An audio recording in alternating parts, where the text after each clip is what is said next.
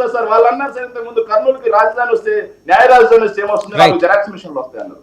ఇవన్నీ వచ్చాయి సార్. వీటన్నిటిని ఒక పథకం ప్రకారం, ఒక కుట్ర ప్రకారం ఈ రోజు అమరావతికి తరలించుకుపోతున్నారు చంద్రబాబు నాయుడు గారు. ఓకే, ఈ రోజు మీకు కర్నూలు గురించి చాలా మాట్లాడారు సార్. ఆ రోజు కర్నూలు ప్రజల మీద మీకు ఈ రోజు నిజంగా చిత్తశుద్ధి ఉంటే వీటన్నిటిని ఆపి, ఉన్న వాటిని తీసుకెళ్లకుండా ఆపి,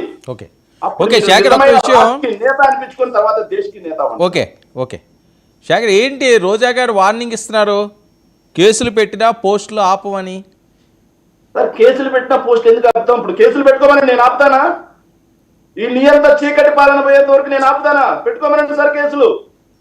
సార్ మేము ఒకటి అడుగుతున్నాం సార్, ఈ రోజు వాళ్ళు పెట్టే కేసులు ఓన్లీ వైఎస్ఆర్ కాంగ్రెస్ పార్టీ వ్యక్తులకు మాత్రమే పరిమితం అవుతున్నాయి. కానీ ఎక్కడైనా తెలుగుదేశం పార్టీ, ఎక్కడైనా జనసేన పార్టీ వాళ్ళు మమ్మల్ని కానీ, మా కుటుంబాలను కానీ, లేకపోతే మా నాయకుల యొక్క వ్యక్తిగత జీవితాలను కానీ బయటికి తీసుకొచ్చి నీచంగా మార్ఫింగ్లు చేసే ఏ ఒక్కరినైనా అరెస్ట్ చేసి లోపలేశారా?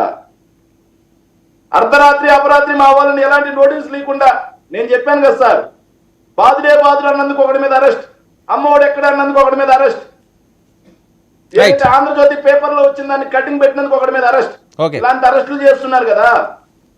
మరి వైఎస్ఆర్ కాంగ్రెస్ పార్టీ వాళ్ళని నీచంగా తిడుతున్నారు. వైఎస్ఆర్ కాంగ్రెస్ పార్టీ యొక్క నాయకుల్ని ఆఖరికి మా అందుకని రోజా గారు డోంట్ కేర్ అంటున్నారా?